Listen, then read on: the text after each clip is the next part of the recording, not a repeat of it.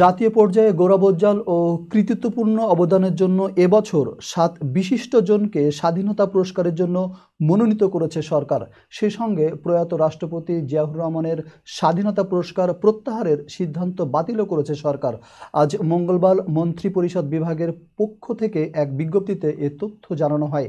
২০২৫ সালে স্বাধীনতা পুরস্কারের জন্য মনোনীত বিশিষ্ট জনদের মধ্যে আছেন বিজ্ঞানী অধ্যাপক জামাল নজরুল ইসলাম, ব্র্যাকের প্রতিষ্ঠাতা স্যার ফজলে হাসান আবেদ, লেখক ও বুদ্ধিজীবী বদরুদ্দীন ওমর, কবি আল মাহমুদ, কেন্দ্রীয় শহীদ মিনারের অন্যতম নকশাকার নভেরা আহমেদ, পপ সম্রাট আজম খান ও আবরার ফাহাদ।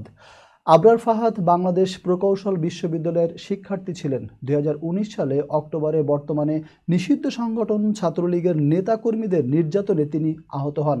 এর আগে ২০১৬ সালে প্রয়াত রাষ্ট্রপতি জিয়াউর রহমানের স্বাধীনতা পুরস্কার প্রত্যাহারের সিদ্ধান্ত নিয়েছিল তৎকালীন আওয়ামী লীগের নেতৃত্বাধীন সরকার। পরে জাতীয় জাদুঘর থেকে তার পুরস্কারের মেডেল ও সম্মাননাপত্র সরিয়ে ফেলা হয়।